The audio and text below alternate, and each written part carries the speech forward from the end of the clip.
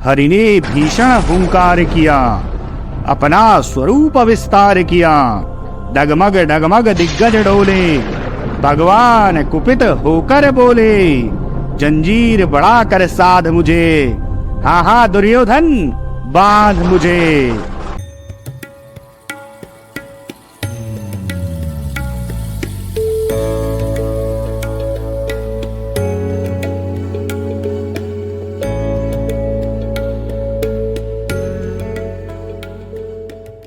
ओम श्री परमात्मने नमः।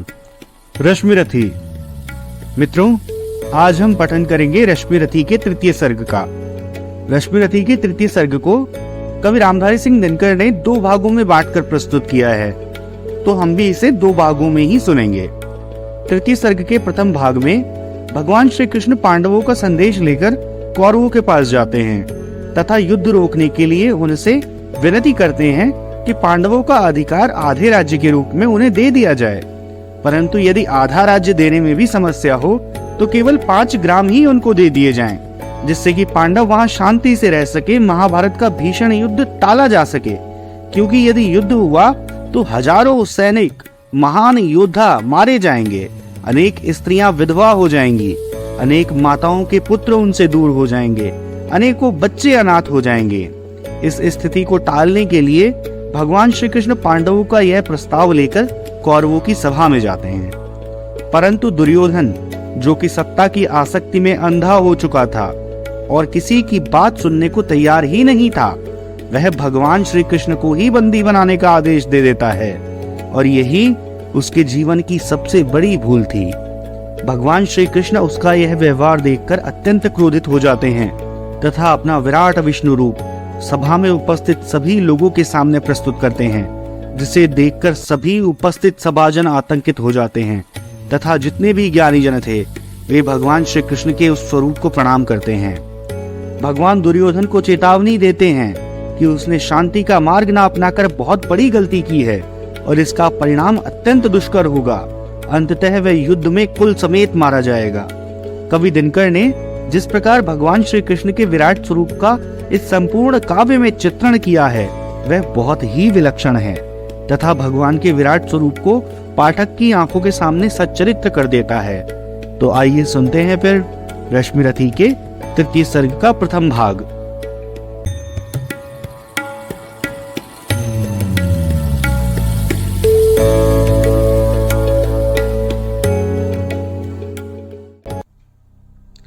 हो गया पूर्ण अज्ञातवास, पांडव लौटे वन से साहस। पावक में कनक सदृश तपकर, वीरत्व लिए कुछ और प्रखर। नस नस में तेज प्रवाह लिए, कुछ और नया उत्साह लिए। सच है विपत्ति जब आती है, कायर को ही दहलाती है। शूरमा नहीं विचलित होते, क्षण एक नहीं धीरज खोते। विघ्नों को गले लगाते हैं, कांटों में राह बनाते हैं। मुख से न कभी उफ कहते हैं, संकट का चरण न गहते हैं।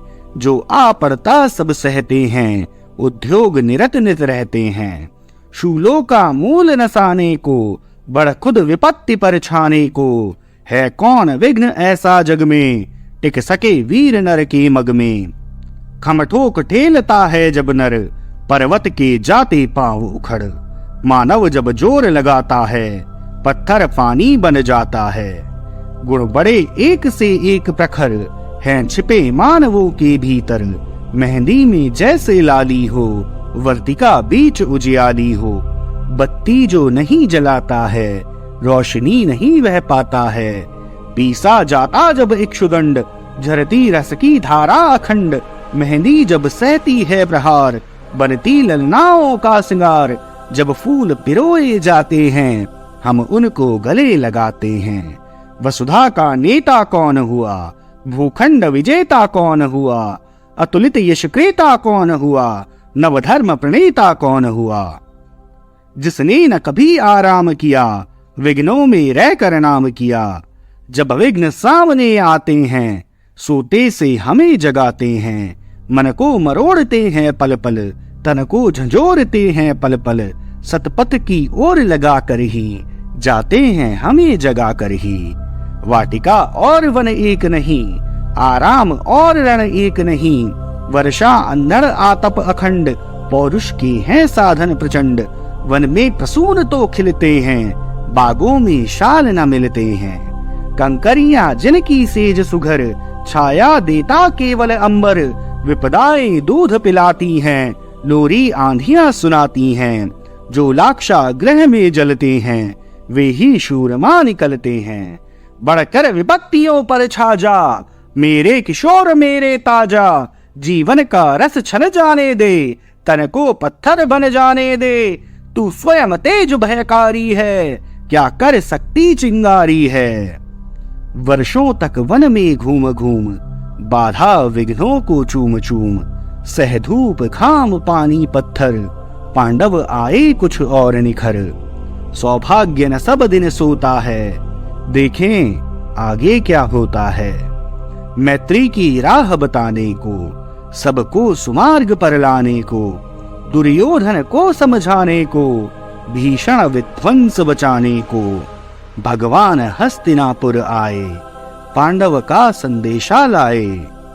दो न्याय अगर तो आधा दो, पर इसमें भी यदि बाधा हो तो दे दो केवल 5 ग्राम। रखो अपनी धरती तमाम, हम वहीं खुशी से खाएंगे। परिजन पर असीना उठाएंगे। दुर्योधन वह भी दे न सका, आशीष समाज की ले न सका। उलटे हरि को बांधने चला, जो था असाध्य साधने चला। जब नाश मनुज पर छाता है, पहले विवेक मर जाता है। हरि ने भीषण हुंकार किया, अपना स्वरूप विस्तार किया। डगमग डगमग दिग्गज डोले, भगवान कुपित होकर बोले। जंजीर बढ़ाकर साध मुझे, हाँ हाँ दुर्योधन बांध मुझे। यह देख गगन मुझ में लय है, यह देख पवन मुझ में लय है। मुझ में विलीन झंकार सकल, मुझ में लय है संसार सकल। अमरत्व फूलता है मुझ में, संहार झूलता है मुझ में। उदयाचल मेरा दीप्त भाल, भूमंडल वक्ष स्थल विशाल। मुझ परिबंध को घेरे हैं, मैनाक मेरु पग मेरे हैं। तिपते जो ग्रह नक्षत्र निकर, सब है मेरे मुख के अंदर। जग हो तो दृश्य अकांड देख, मुझ में सारा ब्रह्मांड देख। चर अचर जीव जग शर अक्षर, नश्वर मनुष्य सुर जाति अमर। शतकोटि सूर्य शतकोटि चंद्र, शतकोटि सरित सर सिंधु अंध्र। शतकोटि विष्णु ब्रह्मा महेश, शतकोटि विष्णु जलपति धनेश। शतकोटि रुद्र शतकोटि काल, शतकोटि दंडधर लोकपाल। जंजीर बढ़ाकर साध इन्हें, हाँ हाँ दुर्योधन बांध इन्हें। भूलोक अतल पाताल देख, गत और अनागत काल देख। यह देख जगत का आदि सृजन, यह देख महाभारत कारण। मृतकों से पटी हुई भू है, पहचान कहा इसमें तू है। अंबर में कुंतल जाल देख, पद के नीचे पाताल देख। मुट्ठी में तीनों काल देख, मेरा स्वरूप विकराल देख। सब जन्म मुझी से पाते हैं, फिर लौट मुझी में आते हैं। जीवा से करती ज्वाल सगन, सांसों में पाता जन्म पवन। पड़ जाती मेरी दृष्टि जिधर, हंसने लगती है सृष्टि उधर। मैं जब ही मूंदता हूँ लोचन, छा जाता चारों ओर मरण। बांधने मुझे तो आया है, जंजीर बड़ी क्या लाया है। यदि मुझे बांधना चाहे मन, तो पहले बांध अनंत गगन। सूने को साध न सकता है, वह मुझे बांध कब सकता है। हित वचन नहीं तूने माना, मैत्री का मूल्य न पहचाना। तो ले मैं भी अब जाता हूँ, अंतिम संकल्प सुनाता हूँ। याचना नहीं अब रण होगा, जीवन जय या कि मरण होगा। टकराएंगे नक्षत्र निकर, बरसेगी भू पर वहनी प्रखर। फन शेष नाग का डोलेगा, विकराल काल मुंह खोलेगा। दुर्योधन रण ऐसा होगा, फिर कभी नहीं जैसा होगा। भाई पर भाई टूटेंगे, विषबाण बूंद से छूटेंगे। वायस शगाल सुख लूटेंगे, सौभाग्य मनुज के फूटेंगे। आखिर तू भूषाई होगा, हिंसा का परदाई होगा। उठी सभा सन्न, सब लोग डरे, चुप थे या थे बेहोश पड़े। केवल 2 नर न अघाते थे, धृतराष्ट्र विदुर सुख पाते थे। कर जोड़ खड़े प्रमुदित निर्भय, दोनों पुकारते थे जय जय।